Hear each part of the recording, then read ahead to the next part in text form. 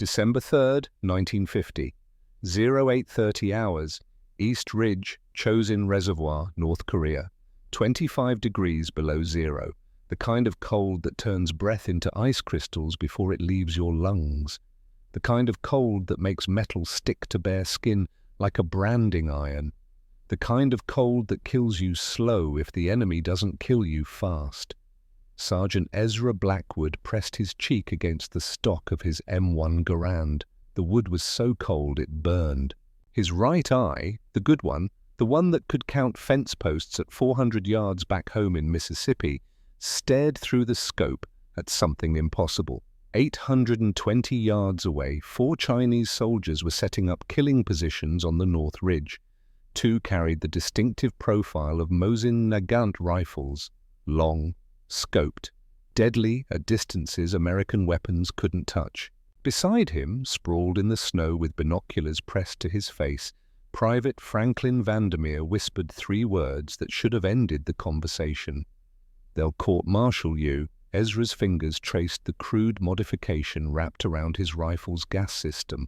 Copper wire, 14 gauge, cost him 50 cents at the post exchange 3 days ago. It had no business being on a United States Marine Corps weapon. It violated regulations he could recite from memory. Article 108.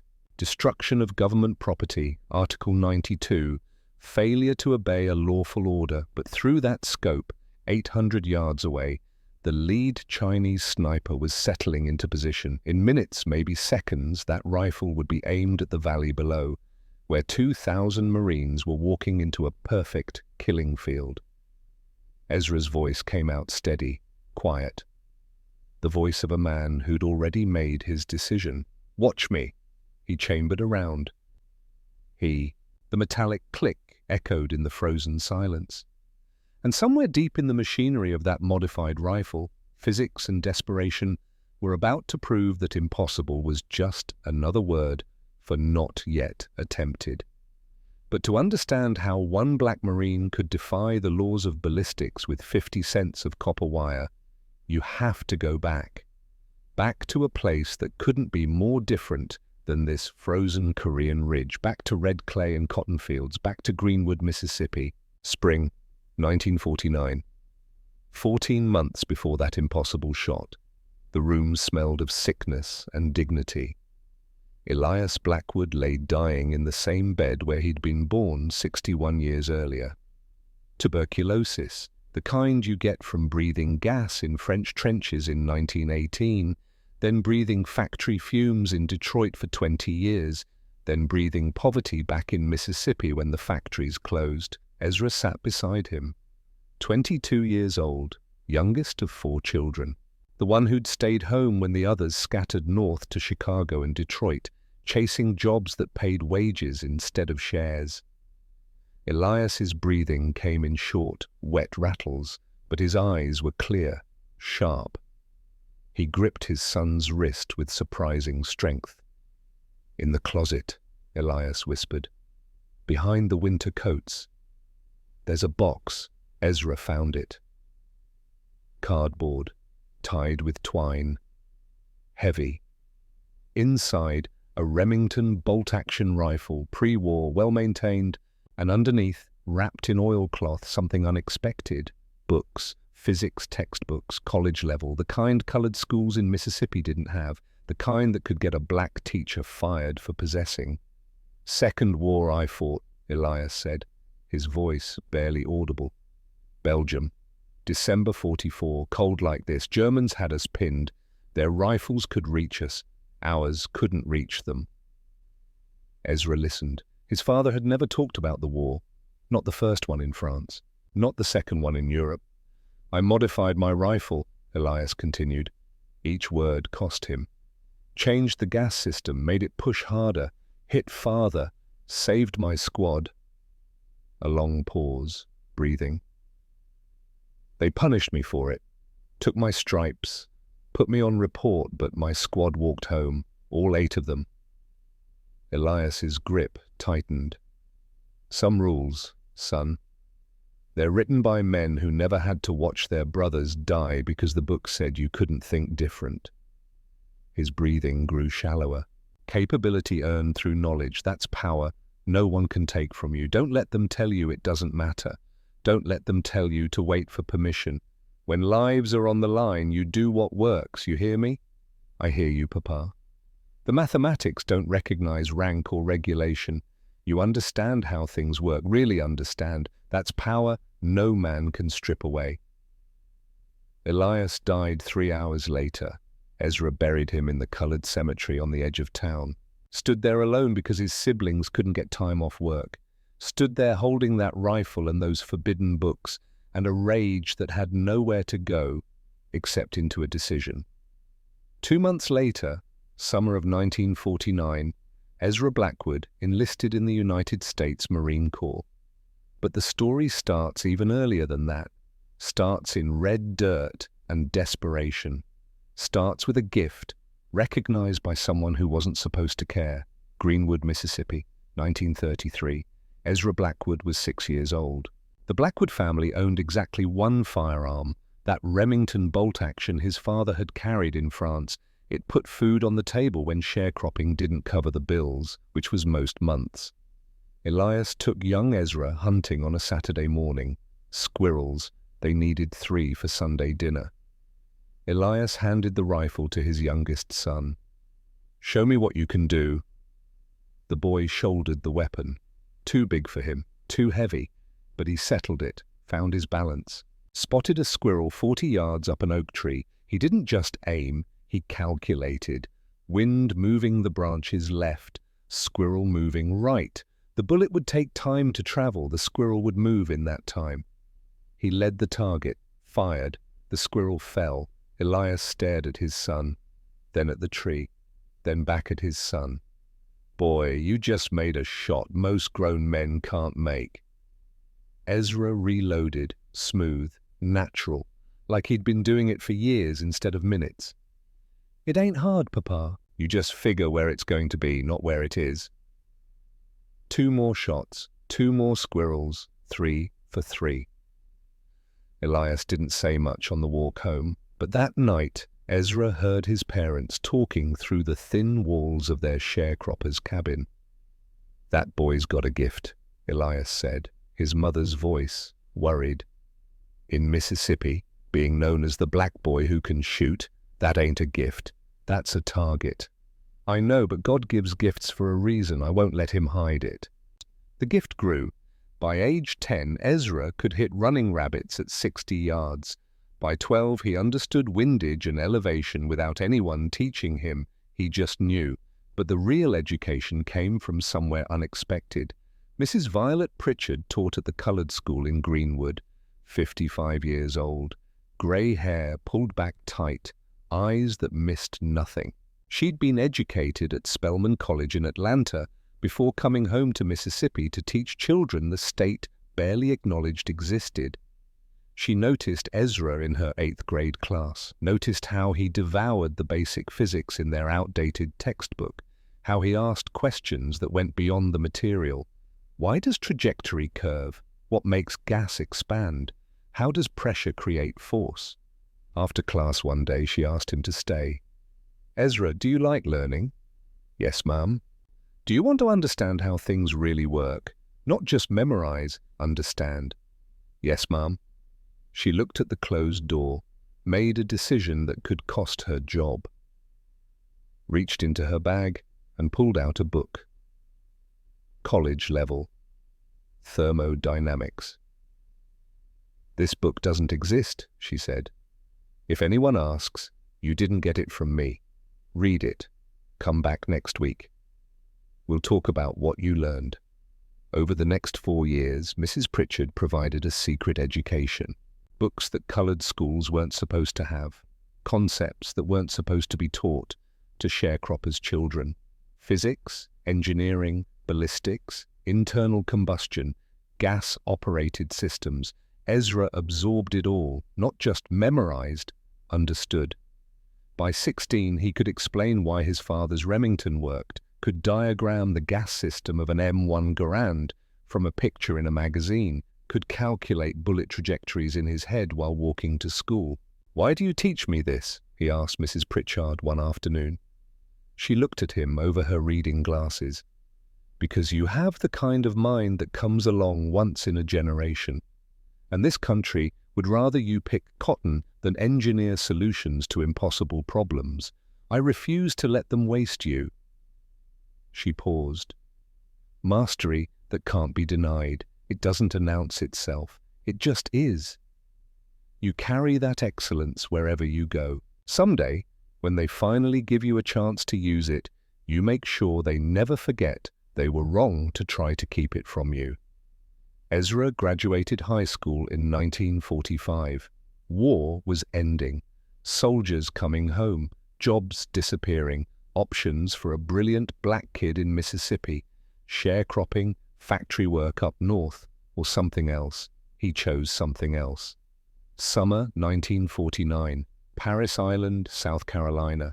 Recruit training, the crucible, designed to break men down and rebuild them as Marines. For the handful of black recruits in Ezra's platoon, the crucible burned hotter. Drill instructor Staff Sergeant Augustus Harland was a career Marine, 38 years old, fought at Guadalcanal, survived Okinawa, believed in two things, the Corps and the men who earned the right to wear the uniform.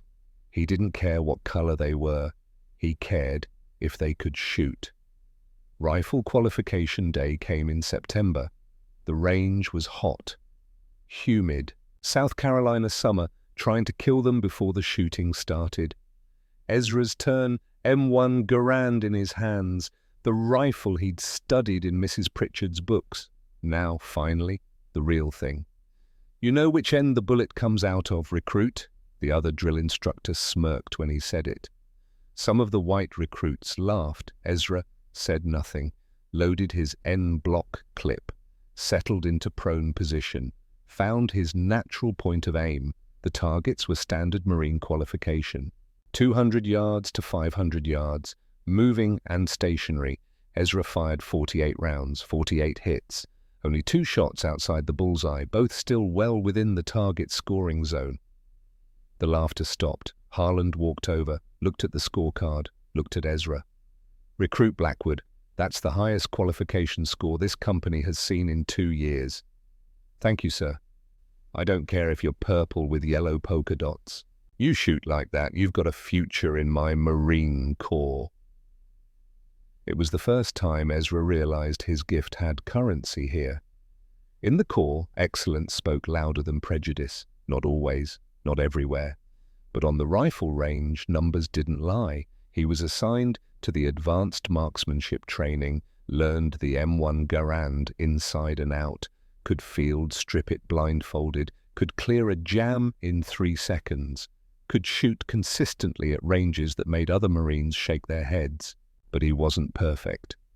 September 14th, 1949, live fire exercise, Paris Island range. They were practicing immediate action drills, rifle malfunction, clear it, keep shooting. Ezra's Garand had a faulty ejector. He'd noted it during inspection that morning, mentioned it to the armorer, been told to shoot it anyway, they'd fix it later. Third shot in the drill sequence, the rifle malfunctioned, ejector failed. Case stuck in the chamber. Ezra cleared it fast, but in his rush didn't seat the next round properly. He fired. The cartridge exploded partially out of battery, not enough to destroy the rifle, but enough. The bullet tumbled, ricocheted off a metal target frame, changed trajectory. 15 yards to his right, another recruit screamed. Private Franklin Vandermeer, 18 years old, Oregon farm boy, blonde hair, freckles, built like someone who'd bucked hay bales since age 10. The ricochet had caught him in the left shoulder. Not a direct hit, but metal fragments, hot and jagged, buried in muscle. Range went cold, corpsman rushing, Vandermeer on the ground, bleeding, cursing in shock. Ezra stood there, rifle in hands, watching the blood spread across Franklin's uniform. His fault. His malfunction, his rushed reload. Harland appeared beside him, took the rifle, examined it. Equipment failure, Harland announced loud enough for everyone to hear. Faulty ejector, not operator error. Vandermeer, you're going to be fine. Blackwood, secure your weapon. Everyone else, back on the line. Later, after the range cleared, after Franklin was transported to the base hospital, Harland pulled Ezra aside. That was equipment failure, Blackwood. You reported it. The armorer failed to fix it. That's not on you. But Ezra knew better. He'd rushed the reload. He'd been careless. I put him in the hospital, sir, and I just saved your career. Equipment failure. That's the official report. You accept that. You move on. You owe that kid nothing. Harlan paused. But if you want to owe him something anyway, you make damn sure you become the best shot in this corps. You make sure that if lives are ever on the line, you don't miss. Understood? Yes, sir. Ezra visited Franklin in the hospital 3 days later, shoulder bandaged, arm in a sling. The Oregon farm boy looked up when Ezra walked in. Long silence. Harlan said, equipment failure, Franklin finally said. It was. You reported it that morning. I heard you. Doesn't matter. I should have refused to shoot it. Franklin studied him. You know what my old man told me before I left Oregon? He said the Marines will teach you who you can trust. Not by what they say. By what they do when things go wrong. He extended his good hand. You came here. You didn't have to. That tells me something. Ezra shook his hand. I'm sorry. Don't be sorry. Be better. That's what Harlan says, right? Be better than you were yesterday. It was the beginning of an unlikely partnership. The black kid from Mississippi who understood physics, the white kid from Oregon who understood wind. They graduated together, top marks, were assigned to the same unit. Neither of them knew they'd end up in frozen Korea, watching each other's backs, betting their lives on 50 cents of copper wire. October 1950, 1st Marine Division. Charlie Company, 2nd Platoon. They landed at Incheon on October 15th. General MacArthur's gamble, amphibious assault behind enemy lines. It worked. North Korean forces collapsed. The Marines pushed north toward the Yalu River. Everyone said the war would be over by Christmas. They were wrong. November brought two things, winter and the Chinese. The People's Volunteer Army crossed the Yalu River in force. Hundreds of thousands of soldiers, well-trained, well-equipped, and armed with Soviet weapons that changed everything. The Mosin Nagant rifle, Russian design, bolt action, 5-round magazine, but with a scope in trained hands, deadly accurate out to 800 yards and beyond. The M1 Garand, the rifle every Marine carried, was a magnificent weapon, semi-automatic, 8-round en-bloc clip, reliable in any conditions, but its effective range topped out at 500 yards, maybe 550 if you were exceptional. That 300-yard gap became a killing zone. Chinese snipers learned fast. Set up on distant ridges, fired from ranges where Americans couldn't return fire. Picked off Marines with impunity. They called them ghost rounds, bullets that came from nowhere, from an enemy you couldn't see, couldn't locate, couldn't kill. Late November, the 1st Marine Division pushed toward the Chosin Reservoir, a massive hydroelectric reservoir in the mountains of North Korea. Strategic value. Supply routes. The division needed to hold it. But the Chinese were waiting. November 27th, the temperature dropped to 20 below zero. November 28th, the Chinese attacked. Massive assault. Company-sized attacks became battalion-sized. Battalions became regiments. And on the ridges, in the darkness, Chinese snipers with Mosin Nagants owned the long range. Charlie Company lost its first man to a ghost round on November 28th.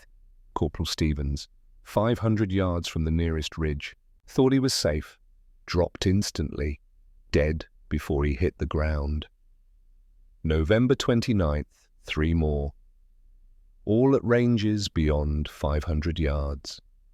November 30th came the moment that changed Ezra Blackwood's life. His platoon was providing overwatch for a patrol. Ezra and Franklin, now his permanent spotter, were positioned on a low ridge, good visibility. They could see the patrol moving through the valley 600 yards below them. Standard procedure, observe, report. Call in fire support if needed. 0940 hours. The patrol was halfway through the valley when the first shot cracked across the frozen landscape. Through his scope, Ezra saw the lead Marine crumple. "Contact!" Franklin was already on the radio. "Sniper fire, grid." Second shot. Another Marine down. Ezra scanned the opposite ridge, 800 yards away. Maybe more. He spotted movement. Found them. 2 Chinese soldiers, one with a Mosin Nagant, one with binoculars. Third shot, fourth shot. Fifth shot. 7 Marines down in the valley. The patrol was scattering, trying to find cover in sparse terrain that offered none. "I've got them," Ezra said. 850 yards, North Ridge. Franklin didn't even look up from his radio. 850 is too far. We can't touch them. Ezra knew he was right. The manual said 500 yards effective range. They were 300 yards beyond that. He could fire, the bullets would fall short. And then the Chinese snipers would know American positions and start shooting at them instead. So they watched, called in artillery, gave coordinates, waited. Artillery took 18 minutes. In 18 minutes, the Chinese snipers killed 7 Marines and wounded 4 more.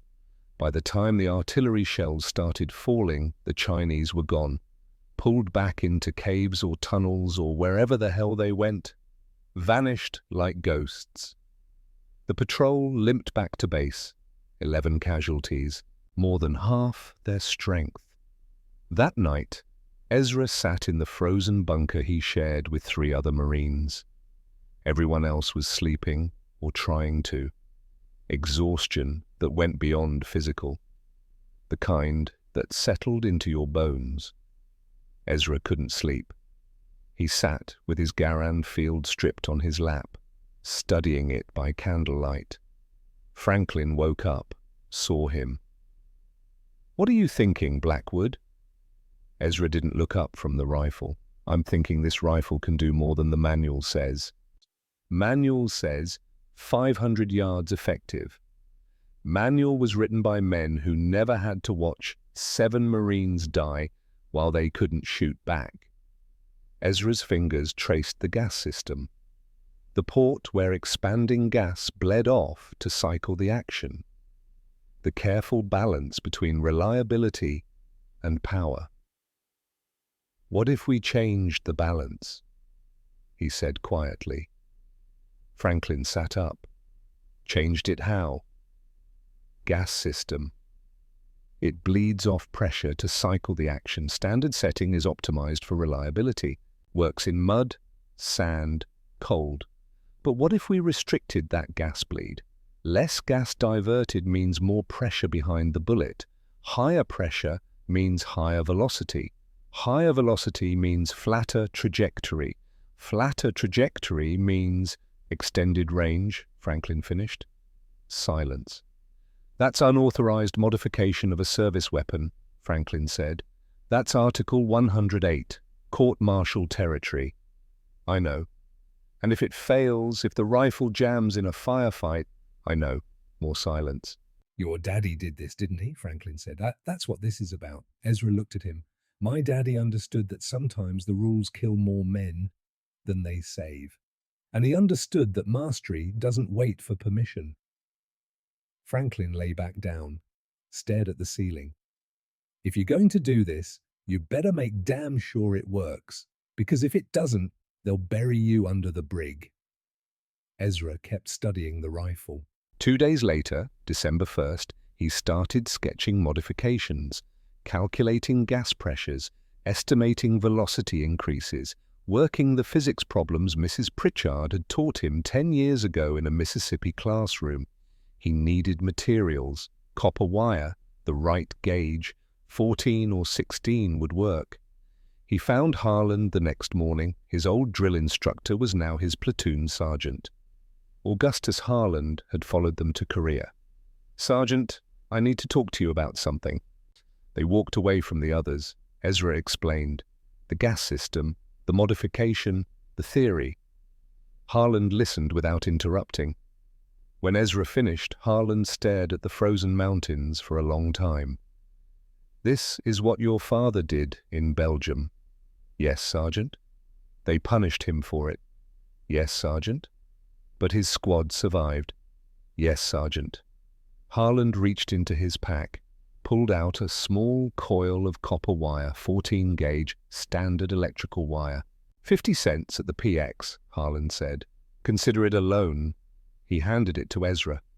"If this works, you buy me a beer when we get stateside. If it fails and men die because your rifle jammed, I'll make sure they spell your name right on the marker.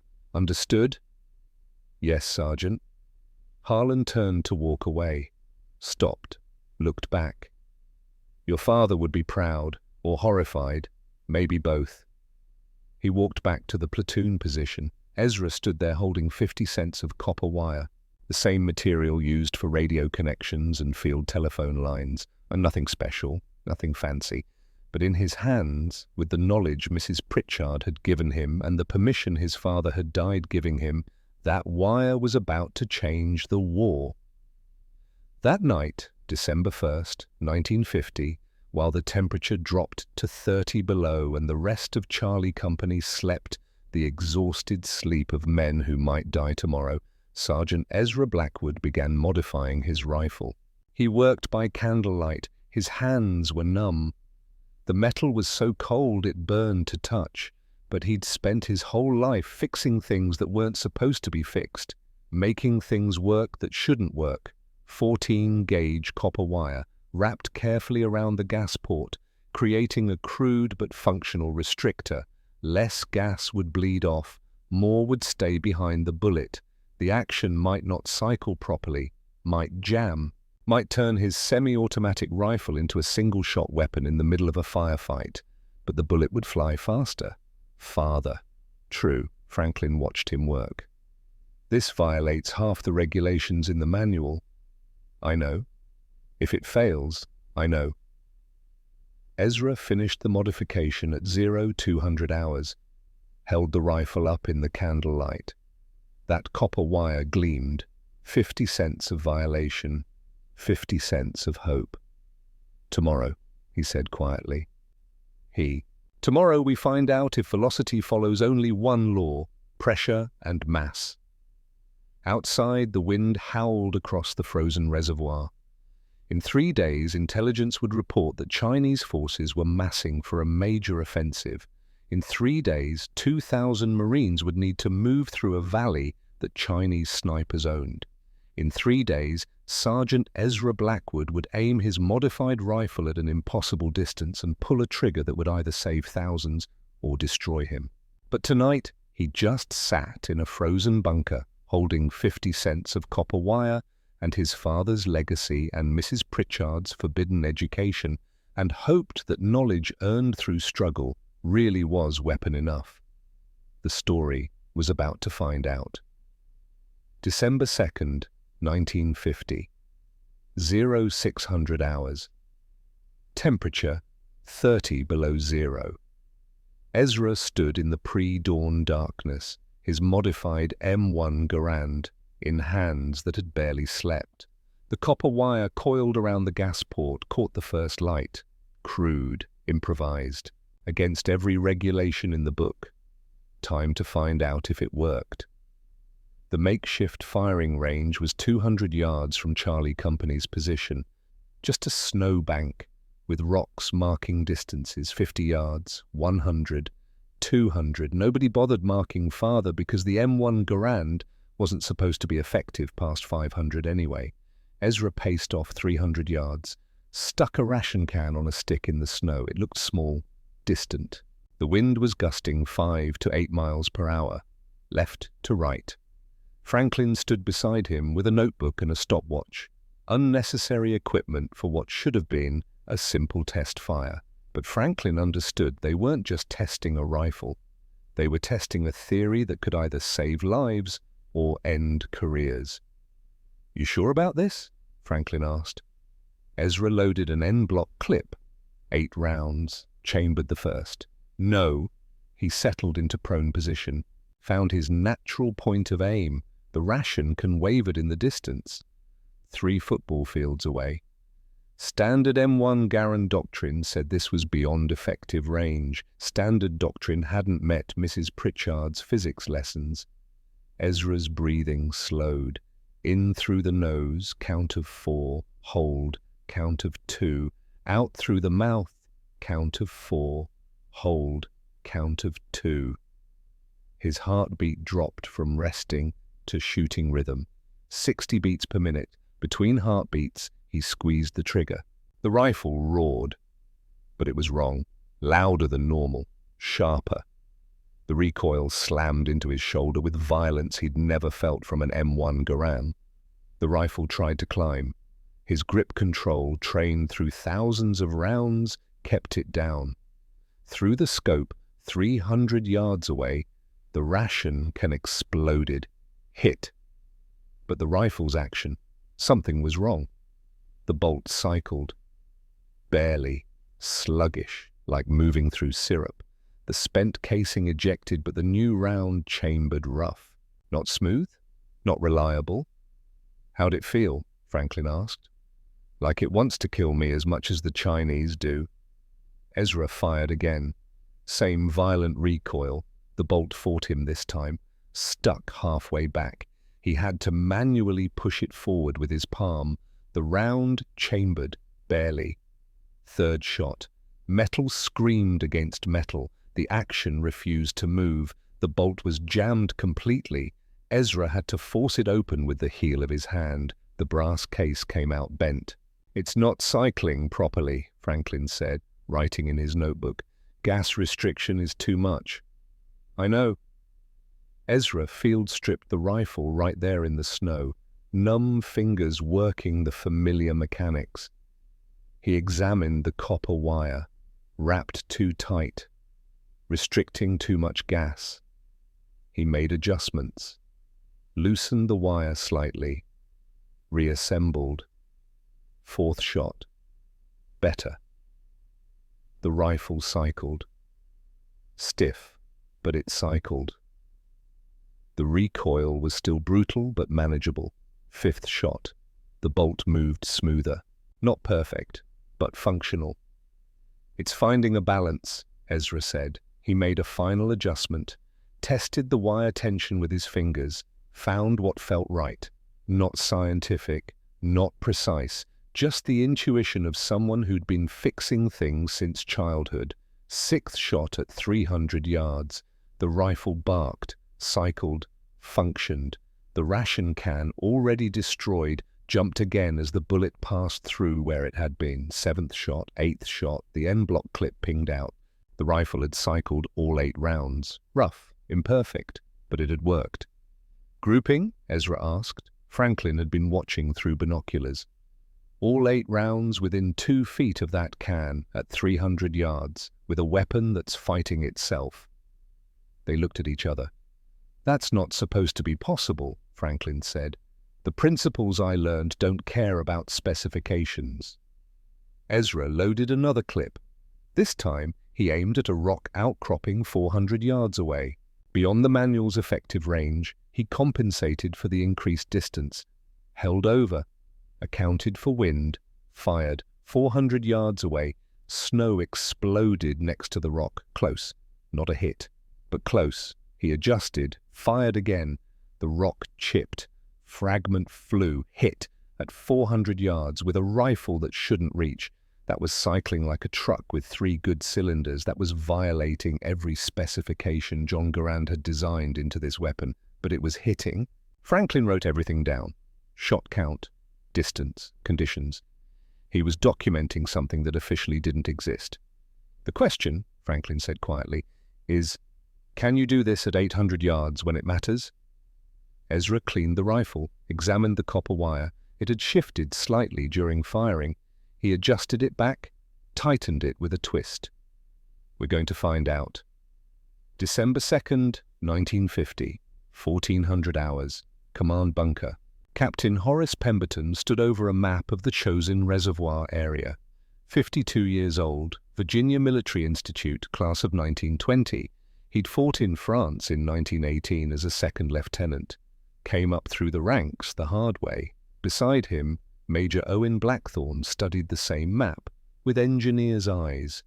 Naval Academy graduate, decorated at Iwo Jima. He understood terrain, logistics, and the mathematics of death. Intelligence confirms it, Blackthorne said. Chinese forces are massing here, here, and here. He pointed to positions on the ridges surrounding the valley. They're preparing for a major offensive. When? Pemberton asked. 48 to 72 hours. And the 3rd Battalion? Needs to reinforce positions at Hagaruri. That means 2,000 Marines moving through this valley. Blackthorne traced the route with his finger. It's a natural choke point.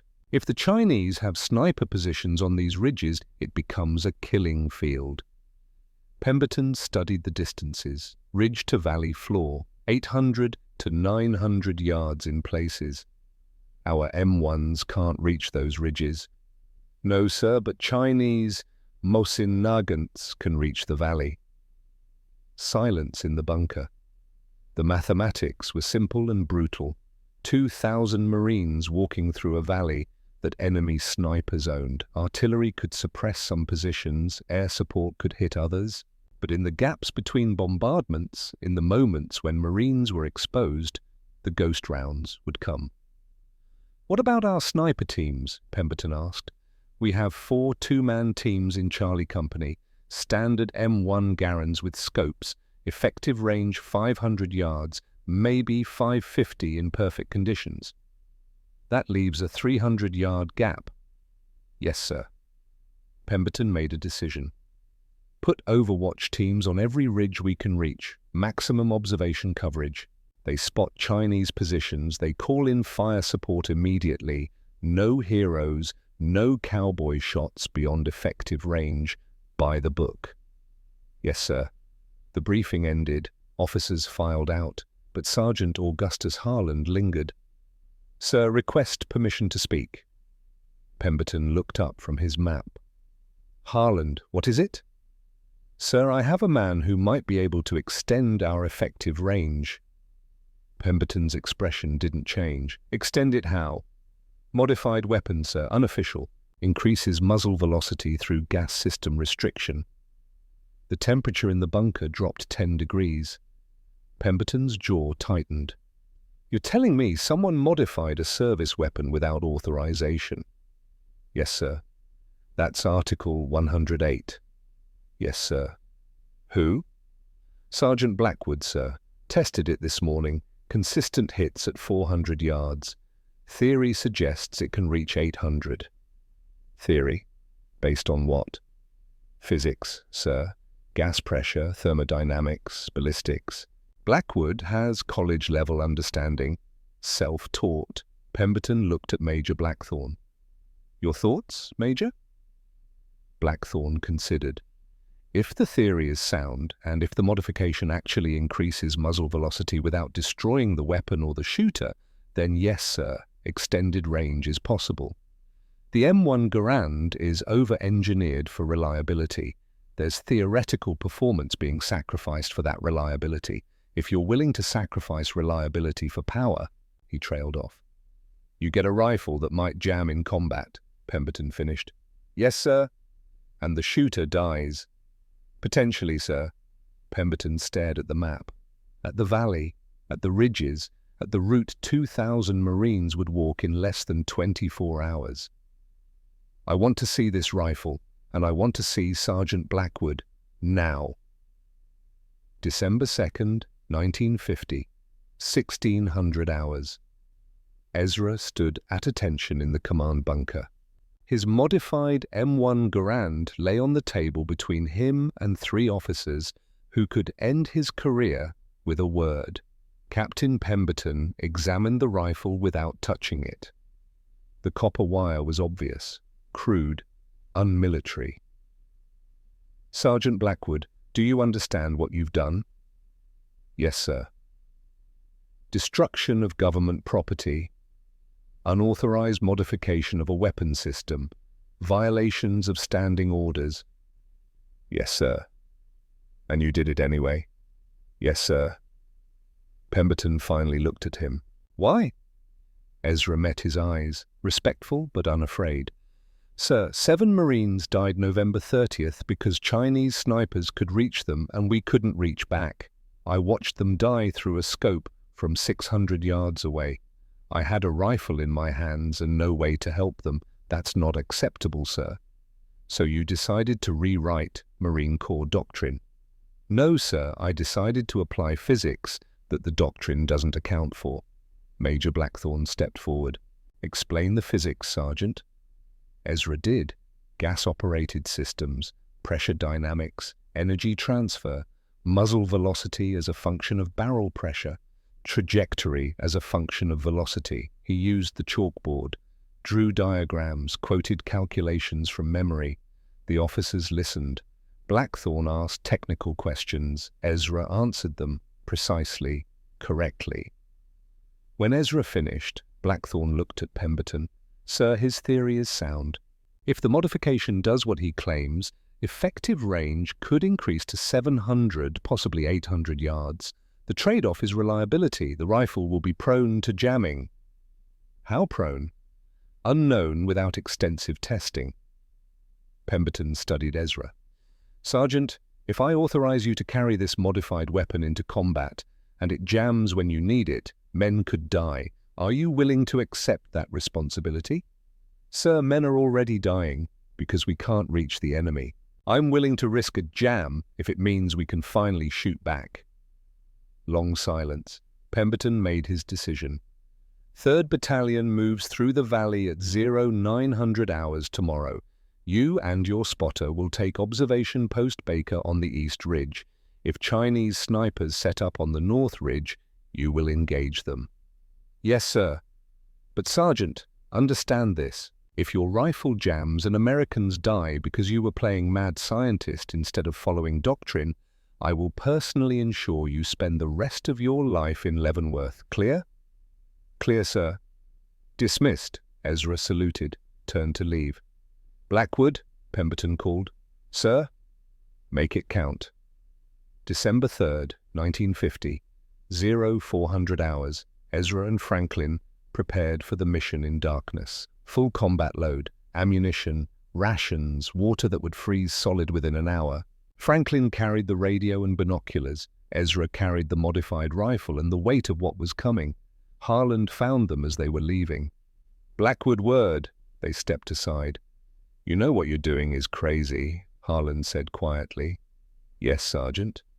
You know if this fails, your career is over. Yes, Sergeant. Harland pulled something from his pocket, a small metal cross, tarnished, old. My father carried this at Belleau Wood. I carried it at Guadalcanal. You carry it today. He pressed it into Ezra's hand. Bring it back. Bring yourself back. I will, Sergeant. And Blackwood, for what it's worth, your father would be proud. What you're doing, risking everything to save Marines you don't even know, that's what he did in Belgium. That's what got him punished. But his squad survived. Remember that when you're squeezing that trigger. They shook hands. Then Ezra and Franklin disappeared into the darkness. The trek to Observation Post Baker was 2.5 miles, through snow, through wind that cut like broken glass, through darkness so complete they navigated by feel and memory of the terrain briefing. They climbed. The East Ridge was steep, loose rock under the snow. One wrong step meant a fall that would break bones or worse. Franklin broke the silence. About the training accident, Paris Island, your rifle malfunction. Don't, Ezra said. No, listen. You've been carrying that for a year. I saw your face after it happened. You think you hurt me. You think you owe me something. I do owe you. Bull, that was equipment failure. Harlan's report said so. The investigation said so. I said so. I rushed the reload. In a drill designed to make you rush, under pressure, with faulty equipment, you did what you were trained to do. They kept climbing. You want to know what I think? Franklin said. I think you've been trying to be perfect ever since. I think that wire on your rifle isn't just about reaching 800 yards. It's about proving you'll never miss again, that you'll never let anyone down. Ezra didn't answer. But here's the thing, Blackwood, you're not perfect. That rifle isn't perfect. And today, When you're aiming at some Chinese sniper 800 yards away, you're going to pull that trigger knowing it might jam, knowing it might fail, and you're doing it anyway. That's not perfection, that's courage. They reached observation post Baker at 0700 hours, a shallow depression in the ridge. Natural camouflage. Good sight lines to the valley and the North Ridge. They set up. Franklin with the radio and binoculars. Ezra with his rifle and his father's legacy, and 50 cents of copper wire that would either save lives or end his. The sun rose, temperature climbed from 35 below to 25 below, which meant nothing except metal didn't stick to skin quite as fast. 0830 hours. In the valley below, the first elements of 3rd Battalion began to appear, columns of Marines moving in tactical formation, 500 visible, more coming. 2,000 total would pass through this valley over the next 4 hours, easy targets if Chinese snipers were watching. 0838 hours. Franklin's voice cut the silence. Movement? North Ridge, 11 o'clock. Ezra swung his scope. Found them. 4 figures, 800 yards away. Moving deliberately, setting up positions. 2 carried long rifles with distinctive silhouettes. Mohsin Nagant. 2 carried what looked like a DP-28 machine gun, being set up with careful precision. Franklin had the rangefinder. 820 yards to the nearest position. Ezra felt his heart rate increase, then forced it down. Breathing. Control. Confirm, he said. Confirmed 820 yards, 820 yards. The length of 8 football fields, a distance where bullets dropped 3 feet, where wind could push around 2 feet left or right, a distance where the M1 Garand manual said you were wasting ammunition. But Ezra wasn't reading the manual anymore. He was reading the principles Mrs. Pritchard had taught him. Franklin was on the radio. Command, Baker 2. Enemy position, grid 483-227. 4 hostiles, including sniper team. Range 820 yards. Request fire mission over. Yet the radio crackled. Baker 2, negative on engagement. Beyond effective rifle range. Air support scrambling. ETA 2 minutes. Maintain observation only. Acknowledge. Franklin looked at Ezra. Command says stand down. Air support 22 minutes. In the valley below, Marines were still moving. Exposed, vulnerable. On the North Ridge, the lead Chinese sniper settled into position. Ezra watched him through the scope, watched him acquire a target, watched him slow his breathing, watched him prepare to kill. And then the Chinese sniper fired, 800 yards away, into the valley, where 500 Marines were walking. Through his scope, Ezra saw a Marine fall, saw the others scatter, looking for cover that didn't exist. The Chinese sniper worked his bolt, smooth, professional, acquired another target, fired again. Another Marine fell. Command, Baker 2. Franklin's voice was urgent now. Enemy engaging our forces, multiple casualties. Request immediate. Negative, Baker 2. Air support ETA 20 minutes. Do not engage beyond effective range. Acknowledge. Franklin looked at Ezra, the question unspoken. In the valley, a 3rd Marine fell. 20 minutes, Franklin said quietly.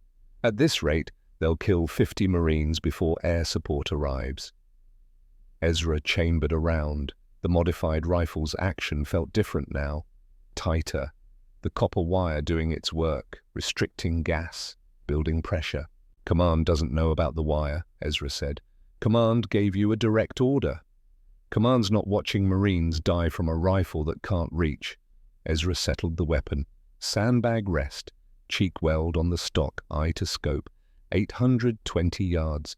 Wind, 5 to 7 miles per hour, left to right. Temperature, 25 below. Air density, thin. Cold air was denser than warm. Bullets flew different in cold. He'd never shot at this distance. Never tested the modified rifle beyond 400 yards. Everything beyond that was theory, calculation, hope. In the valley, the Chinese sniper fired again. 4th Marine down. Franklin's voice was almost a whisper. Ezra, if you miss, they'll know we're here. They'll target us, and if your rifle jams after the first shot, then you run, you get to cover, you survive. What about you? I'll be too busy unjamming this rifle to worry about dying. Ezra found his breathing rhythm.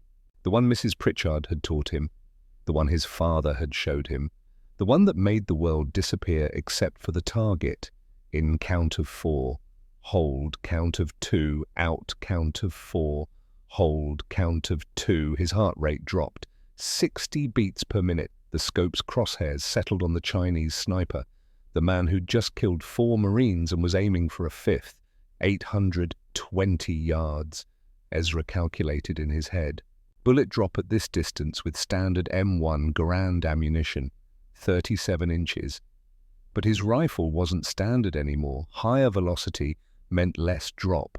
He estimated 30 inches, held over accordingly. Wind, 7 miles per hour left to right. At 800 yards, that meant 8 inches of drift. Held right. The Chinese sniper's finger was on his trigger, about to kill Marine number 5. Ezra's internal monologue was quiet, almost peaceful. Papa, if you're watching, if that punishment you took in Belgium meant anything, if all those physics books Mrs. Pritchard gave me meant anything, if 50 cents of copper wire can change the laws of war, guide this one true. Between heartbeats, he squeezed. The rifle cracked. The sound was wrong. Louder than any M1 Garand should be. Sharper. The recoil was brutal. Slammed into his shoulder like a mule kick. The rifle tried to climb. His grip fought it down. Through the scope, he kept his eye on the target. 820 yards away. The Chinese sniper jerked backward. His rifle fell. His spotter turned toward him, confusion visible even at this distance. The sniper didn't move. Franklin's voice was stunned, disbelieving. Hit. You. Jesus Christ, Blackwood. Hit. Confirmed hit. At 820 yards. But Ezra was already working the action. The bolt fought him. Stuck. The copper wire had restricted too much gas. The rifle had fired but not cycled. He had to hammer the bolt open with the heel of his hand. Brass case came out bent. He chambered another round with his palm. "Second sniper," Franklin called. "Moving to cover, 15 meters right of first position, 835 yards. Ezra found him.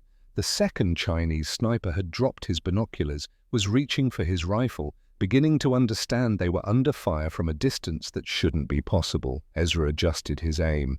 835 yards. Slightly farther. Held over more. Accounted for the moving target, led him by 2 feet. Fired. The rifle jammed completely this time. Metal screamed. The action refused to move at all. But through the scope, Ezra saw the second sniper stumble. Fall. Didn't get back up. "Hit!" Franklin was almost shouting now. 2 for 2, but your rifle!" Ezra forced the bolt open, used both hands.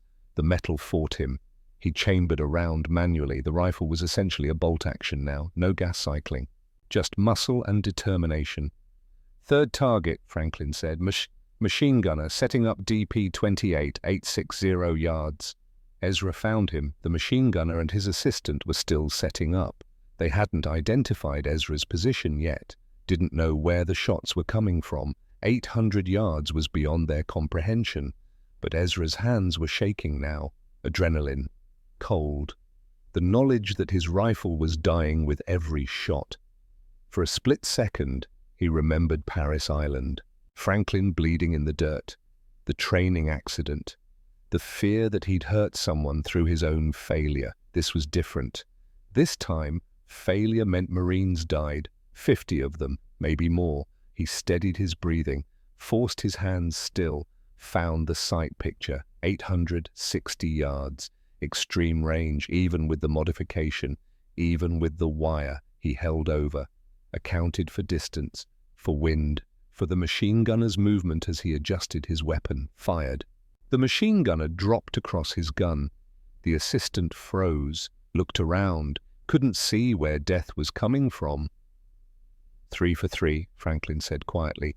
You just did the impossible 3 times. But there was a fourth target, the assistant gunner, the radio operator. He'd grabbed the radio pack, was running, trying to get to cover, trying to call for help. 840 yards, moving target, downhill run, fast. Ezra forced the bolt open again. The rifle was dying. Each manipulation harder than the last. He chambered his last round, the 7th round in an 8-round M-block clip. He'd used one for the first sniper. This was it. Last shot, last chance. The radio operator was running hard. Ezra calculated movement speed, distance, lead time. He'd have to aim 3.5 feet ahead of a man running for his life. Mrs. Pritchard's voice in his memory. Velocity follows only one law, pressure and mass. He led the target 3.5 feet. Held over for drop. Fired. The rifle's bolt didn't even try to cycle this time. The M-block clip pinged out. Empty. The weapon was dead, but 840 yards away, the radio operator fell. The radio pack bounced, rolled down the ridge, stopped. 4 shots, 4 kills, 820 to 860 yards. Silence. Franklin was staring at him.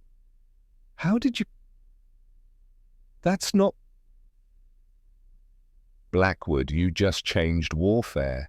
In the valley below, Marines were still moving, still walking. They had no idea 4 Chinese soldiers had just targeted them, had no idea 1 black Marine with 50 cents of wire had just saved their lives. Ezra's hands were shaking now, not from cold, from the realization of what he'd just done. Radio command, he said quietly. Franklin keyed the mic. Command Baker 2, enemy position neutralized, 4 hostiles KIA, sniper threat eliminated. Long pause. Baker 2, say again your last. Did you say neutralized? Affirmative command. 4 confirmed kills, range 820 to 860 yards. Baker 2, that's beyond effective range. How did you... Franklin looked at Ezra, the question unspoken. Tell them the truth, Ezra said. Tell them we got creative. Franklin smiled. Command, Baker 2. We got creative. We'll explain on return. Request permission to maintain position for continued overwatch. Permission granted, Baker 2. Well done. Return to base at 1300 hours. Captain Pemberton wants to see you. Immediately. Franklin lowered the radio. We just violated a direct order. I know. They might court-martial us. I know. But 50 Marines are walking through that valley right now because of what you just did. Ezra was field-stripping his rifle, examining the copper wire. It had shifted, bent.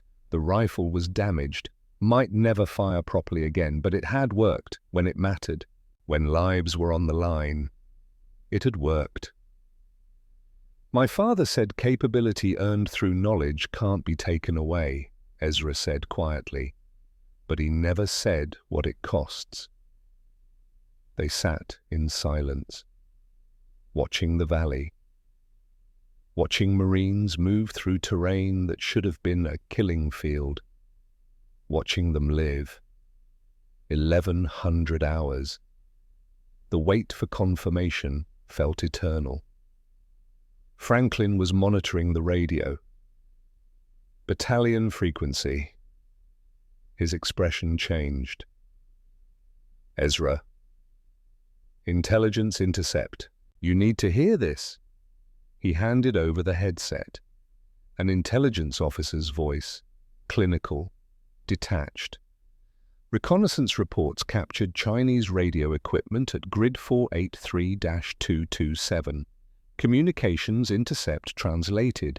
At 0839 hours, the radio operator transmitted before being neutralized. Message reads, "Under fire, extreme range, estimate position 600 meters, grid 485-229, request counter-sniper support." Ezra calculated in his head. Grid 485-229. The Chinese had estimated his position 600 yards from their location, 300 yards closer than reality. The intelligence officer continued. Chinese battalion dispatched 4-man counter-sniper team at 0842 hours, armed with Mosin Nagants. Orders to suppress American position at estimated grid 485-229. Franklin's eyes widened. "They sent a kill team after you." "To the wrong location," Ezra said slowly. "Counter-sniper team arrived grid 485-229 at 0920 hours, the intelligence officer's voice said. "Found no targets. Conducted 30-minute observation sweep. Withdrew at 0950 hours. Chinese after-action assessment. American capability beyond documented range parameters. Range estimation protocol under review." Franklin lowered the radio, looked at Ezra. "They didn't believe Americans could shoot from 800 yards. So they calculated your position based on their assumption of our maximum range, and sent their snipers to kill someone who wasn't there. You saved those Marines in the valley, and you saved us, by doing something they thought was impossible." Ezra looked at his broken rifle, at the bent copper wire, at the weapon that had fired its last shot.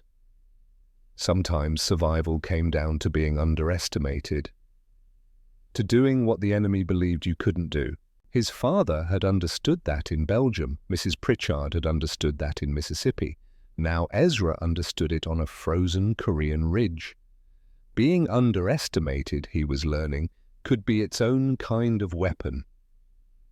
12:30 hours. Orders came to return to base. The trek back took 2 hours. Through snow. Through silence. Franklin tried to make conversation. Ezra didn't respond. He was calculating what came next. Court-martial, Leavenworth, dishonorable discharge, or something else. By the time they reached Charlie Company's perimeter at 12:45 hours, a crowd had gathered. Marines staring, whispering. Harland waiting at the entrance, his face unreadable. "Captain wants you, now." Ezra and Franklin walked through the gauntlet, every eye on them, every man knowing something had happened, something impossible. December the 3rd, 1950, 1300 hours, Charlie Company Command Bunker. Ezra stood at attention. His modified M1 Garand lay on the table like evidence at a trial, which in a way it was. Captain Pemberton stood on one side, Major Blackthorne on the other, Sergeant Harland by the door, the 3 men who would decide if Ezra Blackwood was a hero or a criminal. The copper wire caught the light from the kerosene lamp. 50 cents of rebellion.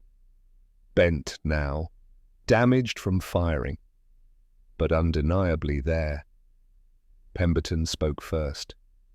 His voice was level, controlled. The voice of a man who'd been making life-and-death decisions since 1918. "Sergeant Blackwood, you disobeyed a direct order." "Yes, sir." "Command told you not to engage beyond effective range." "Yes, sir." "You engaged anyway." "Yes, sir." Pemberton walked around the table, studying the rifle without touching it, like it might explode if handled wrong. "At what range?" 820 to 860 yards, sir." 4 targets?" 4 confirmed kills, sir." Blackthorne consulted a field report. Reconnaissance patrol reached the position at 11:30 hours. 4 enemy KYA confirmed. 2 Mosin Nagant rifles, 1 DP-28 machine gun, radio equipment. Positions exactly where you reported. He looked up. They also found something else. Spent Chinese cartridges, 7 of them, all fired down into the valley where 3rd Battalion was moving.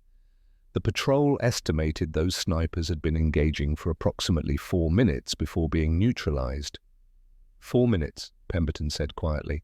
How many Marines were in that valley?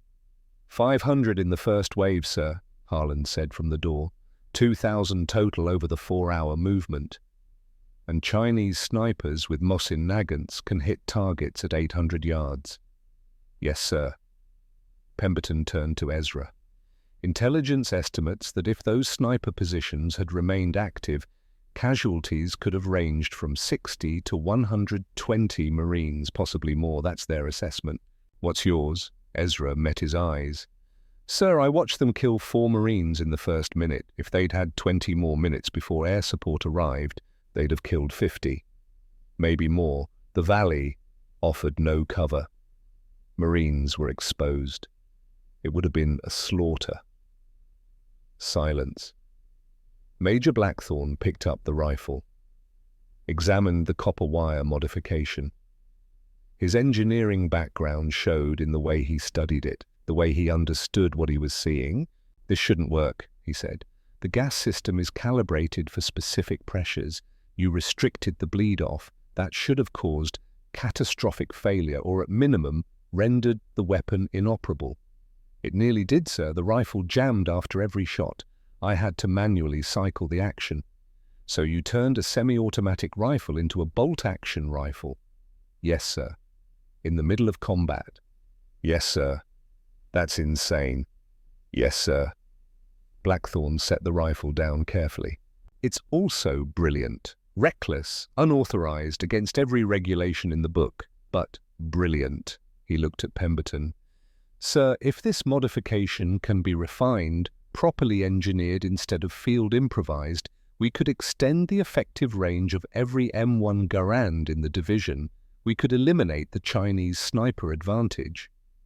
Pemberton considered this, the weight of command showing on his face, the weight of knowing that rules existed for reasons, but sometimes those reasons got men killed. Sergeant Blackwood, he said finally, you violated Article 92, failure to obey a lawful order. You violated Article 108, destruction of government property. Under normal circumstances, you'd be facing court-martial. I understand, sir. But these aren't normal circumstances. We're surrounded by Chinese forces in sub-zero weather. We're fighting for survival.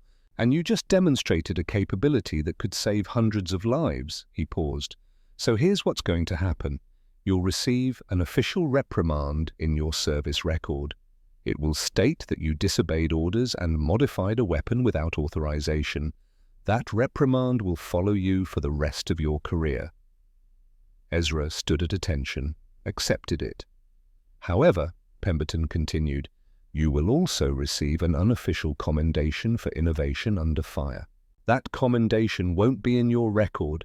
It won't earn you a medal, but every man in 3rd Battalion who walked through that valley today owes you his life. That matters more than paperwork. Yes, sir. Effective immediately, you're assigned to Battalion Armory. You will work with our armorers to replicate and refine this modification properly, safely. We need 50 rifles ready for deployment within 1 week. Ezra blinked. He'd expected punishment, prison, dishonorable discharge. Instead, he was being told to do it again, officially this time. Sir, 1 week, Sergeant, can you do it? Yes, sir. Then dismissed. And Blackwood? Sir? Don't make me regret this. December 4th through December 9th, 1950. Battalion Armory. The armory was a tent, canvas walls, kerosene heaters that barely kept the temperature above freezing, workbenches made from ammunition crates, tools that were half frozen. Corporal Hugh Rafferty was the senior armorer. 42 years old, Kentucky coal miner before the war. Knew weapons the way some men knew scripture. He looked at Ezra's modified rifle like it was speaking in tongues. This shouldn't work, Rafferty said for the 3rd time that first morning. I know, Ezra replied for the 3rd time. The gas system is precisely calibrated. You restrict the gas port, You disrupt the pressure curve, you get failures to feed, failures to extract, catastrophic malfunctions. I know, but you fired this thing 4 times at 800 yards. Yes, Corporal. Rafferty set the rifle down, looked at Ezra. My daddy worked in the mines, told me once that the best engineers in Kentucky weren't the ones with degrees, they were the ones who could feel what a machine needed, who understood it wasn't about following the manual, it was about listening to what the metal was telling you. He picked up the copper wire, examined it. This wire is telling me you understand this rifle better than the men who designed it. They worked for 6 days straight. 16-hour shifts, testing, measuring, refining. The crude copper wire became a precisely machined brass regulator. They tested different restriction levels, 12%, 20%, 40%, found the sweet spot at 38% gas restriction. Results? Muzzle velocity increase of 180 feet per second. Effective range extension of 250 yards. Reliability dropped from 100% to 90%, 1 malfunction every 10 rounds.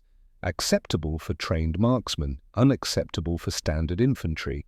They built 50 regulators, installed them on 50 M1 Garands, tested each one, adjusted, tested again. Franklin helped, recorded data, calculated trajectories. His Oregon farm boy precision with numbers proved invaluable.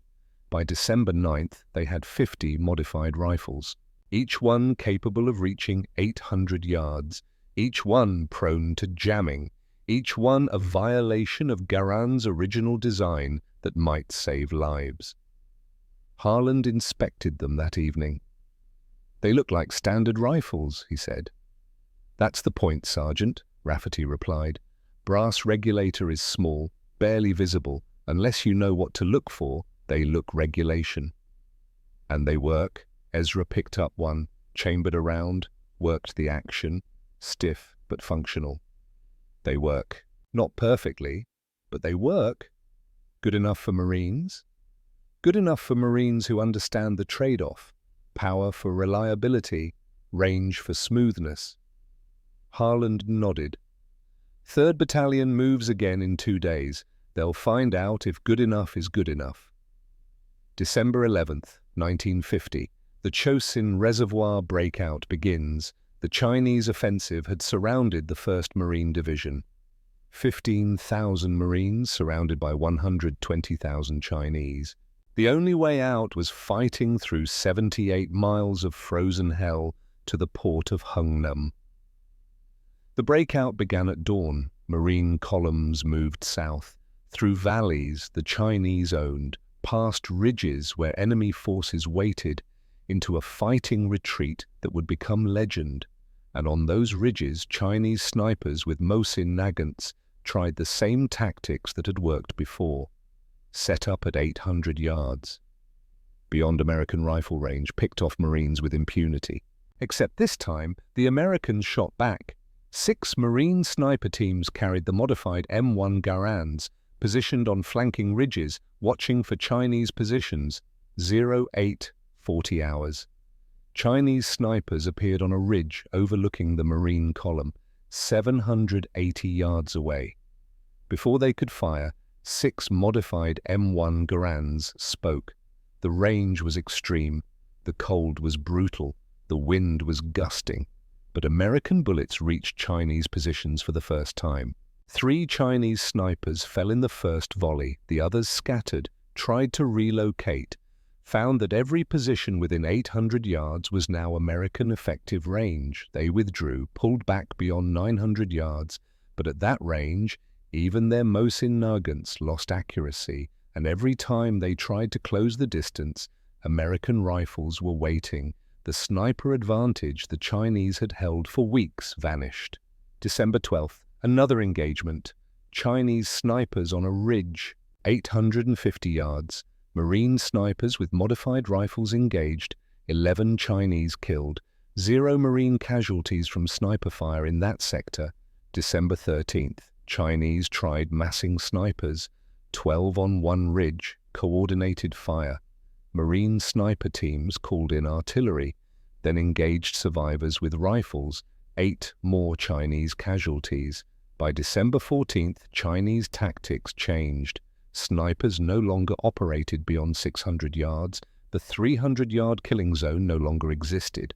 The 1st Marine Division fought its way to Hungnam, 78 miles, 14 days, against overwhelming odds in weather that killed as efficiently as bullets, but Marine casualties from sniper fire dropped 68% compared to November. Division intelligence estimated the modified rifles prevented 300 to 500 casualties during the breakout. 300 to 500 Marines who walked onto ships at Hungnam instead of being carried. 300 to 500 families who got telegrams saying wounded or safe instead of killed in action because one sergeant understood physics and had the courage to break rules that needed breaking. January 1951, Hungnam Port, evacuation complete. The 1st Marine Division loaded onto ships, bound for South Korea, then reorganization, then potentially home. Ezra stood on the deck watching North Korea disappear, Franklin beside him, both alive, against odds that should have killed them. "You ever going to tell people what you did?" Franklin asked. "What I did was violate regulations and get lucky. What you did was save lives." Ezra didn't answer. He was thinking about those 4 Chinese soldiers, the ones he'd killed at 800 yards, young men, probably conscripted, probably scared, definitely dead. He'd killed them to save Marines. The arithmetic was simple. 4 enemy dead meant 50 Americans alive. But the weight wasn't arithmetic. It was human. "They gave you a medal," Franklin said. The Navy Achievement Medal. Presented quietly. Citation carefully worded. "For innovation and technical expertise under combat conditions." No mention of unauthorized modifications, no mention of disobeyed orders.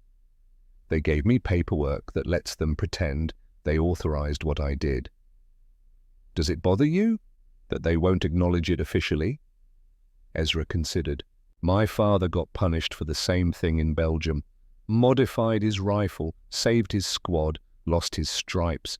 The Corps doesn't like people who think outside the manual. But they used your modification.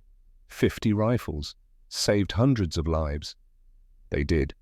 And in a few years, when someone writes the official history, they'll call it field improvements or adaptive tactics. They won't mention my name. They won't mention the court-martial threat. They'll sanitize it. "That doesn't bother you?"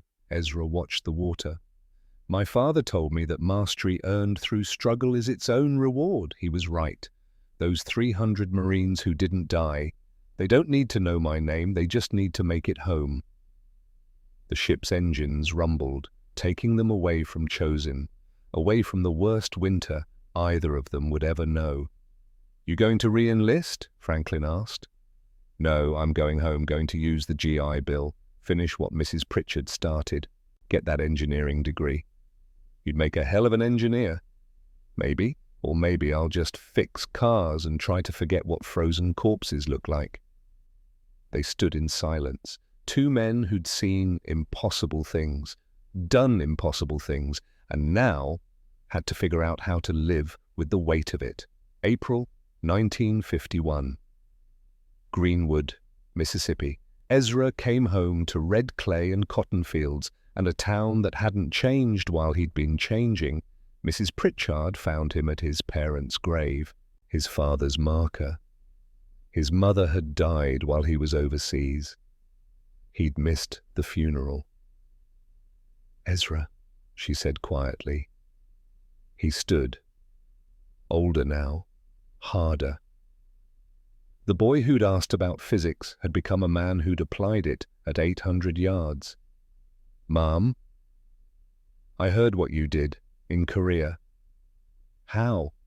"Sergeant Harland wrote me, told me about the rifle, about the modification, about the lives saved." She smiled.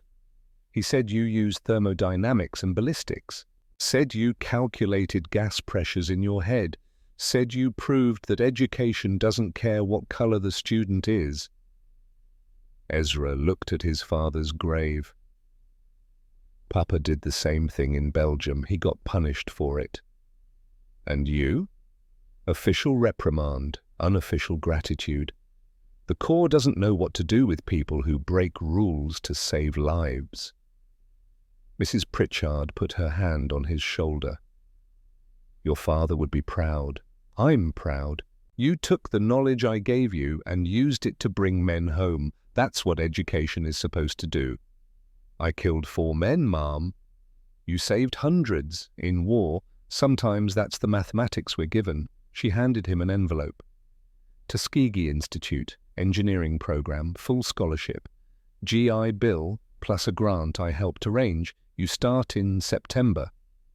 Ezra stared at the envelope. Mom, I can't. You can, you will. Your father wanted you to have opportunities he never got. I want you to become what this country tried to prevent, an educated black engineer who proves that knowledge doesn't need permission. Ezra went to Tuskegee, graduated 1955 with an engineering degree, moved to Detroit, got a job with an automotive company, designed engine systems, applied the same gas pressure dynamics he'd used on a frozen Korean ridge to making cars run better. He married, had 3 children, raised them in a house where education was sacred and physics textbooks were on every shelf.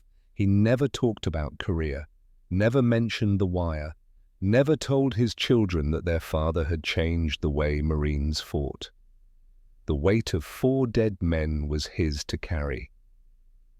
The pride of hundreds saved was something he left unspoken.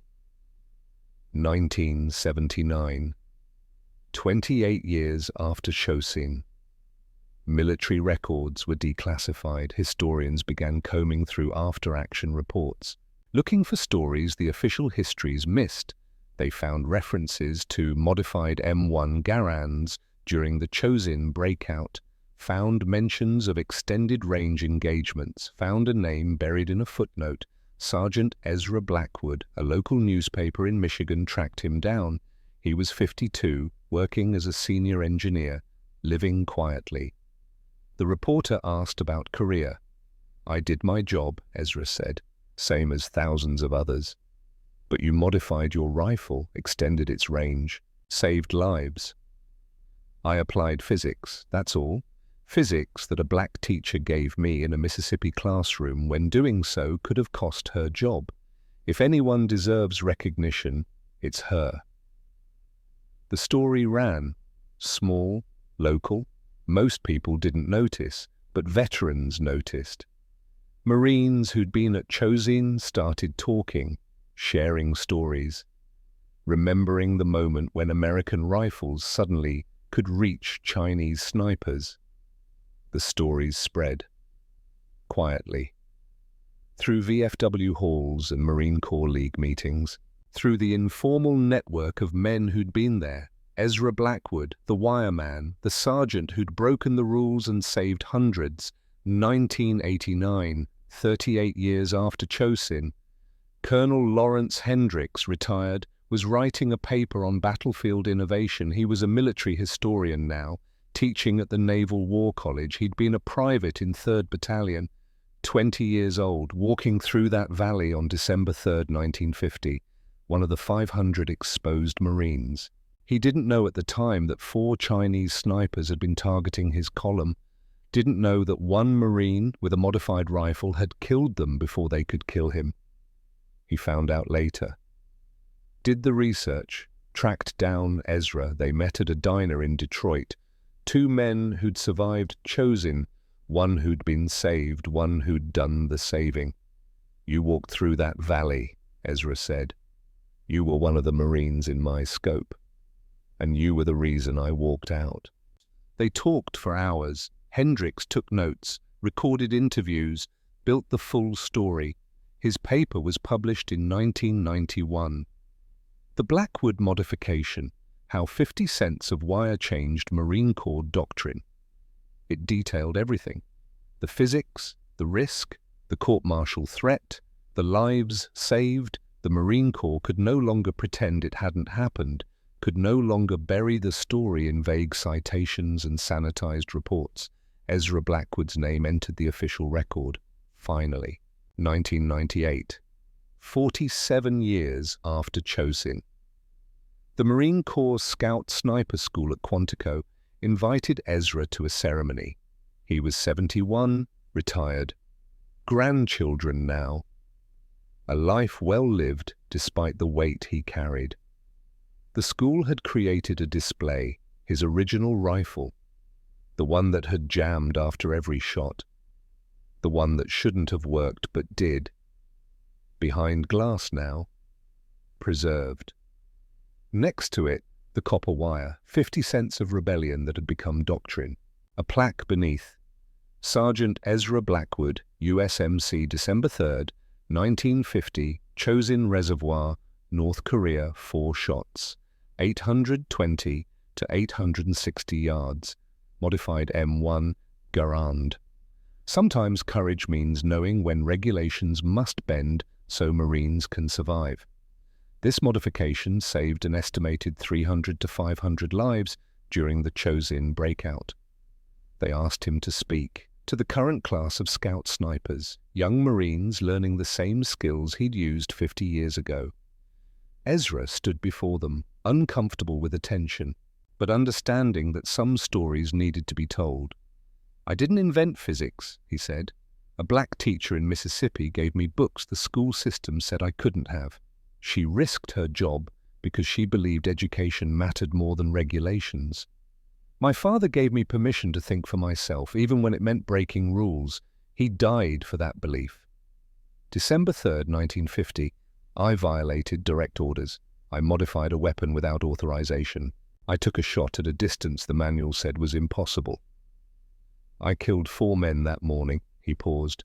I don't know their names, don't know if they had families, don't know if they believed in their cause, or were just following orders. I know they were soldiers, like me, doing their jobs, and I know I ended their lives so others could continue theirs. That's not heroic. That's war. War is horror. But sometimes in that horror, you find moments where you can choose to save lives instead of just take them. The wire on that rifle cost 50 cents, but the knowledge to understand gas dynamics, thermodynamics, ballistics, that was priceless. And the system tried to keep it from people who looked like me.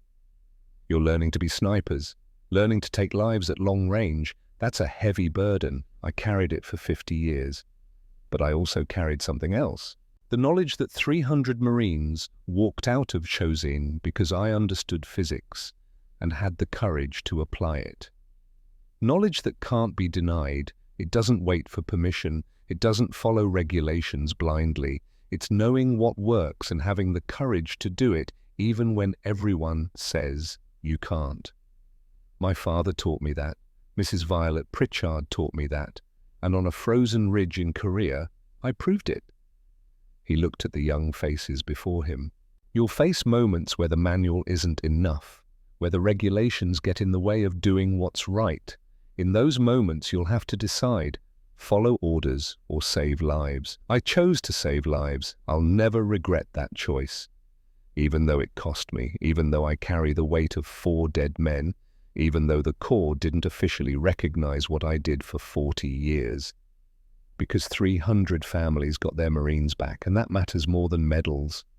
The snipers stood, applauded, understanding that they were in the presence of something rare, a man who'd changed warfare through courage and knowledge and 50 cents of wire. March 2008. Ezra Blackwood died at age 81. The funeral was in Detroit. Full military honors, Marines in dress blues firing a salute, a flag presented to his widow. Hundreds attended, veterans from Chosin, engineers from his automotive career, grandchildren who'd finally heard the full story. Mrs. Violet Pritchard's descendants were there, the teacher who'd given forbidden books to a sharecropper's son. She'd died in 1987, but her legacy lived in the man she'd educated. Colonel Hendricks gave the eulogy. Ezra Blackwood saved my life, saved hundreds of lives, and he did it by understanding that knowledge is power. That capability earned through struggle can't be denied, that sometimes the greatest courage is knowing when to break the rules.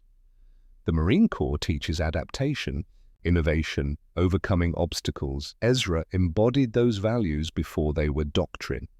He's gone now, but his legacy remains. Every Marine who learns about battlefield innovation learns about the Blackwood modification. Every sniper who extends effective range stands on his shoulders. And every black kid in America who's told they can't be an engineer, can't understand physics, can't exceed expectations, they have Ezra's story to prove otherwise. They buried him with full honors. The rifle from Quantico, the one with the copper wire, returned to the museum after the ceremony, a reminder that sometimes the most important innovations don't come from laboratories, they come from frozen ridges, from desperate necessity, from men who refuse to watch others die when they have the knowledge to save them. Today, the Blackwood gas regulator is taught at Marine Corps armorer schools, not as a field modification, as a lesson about innovation, about courage, about the importance of understanding why things work, not just how to follow instructions. Modern weapons use refined versions of his principle, gas systems that can adjust for different conditions, extending range, maintaining reliability. The principles Ezra applied haven't changed. Gas pressure still creates velocity. Velocity still determines range. The mathematics Mrs. Pritchard taught still work the same. But the lesson Ezra Blackwood taught goes beyond physics. Sometimes knowledge earned through struggle requires the courage to break rules that get people killed. Sometimes one man with determination can change the course of war. 4 shots, 820 yards, 50 cents of wire, and 2,000 Marines who walked home because one sergeant refused to accept that impossible was permanent. That's the legacy of Ezra Blackwood. For as long as Marines carry rifles, as long as soldiers face impossible odds, as long as war demands innovation, the story of the wire will be told, and Ezra Blackwood's name will be spoken with respect.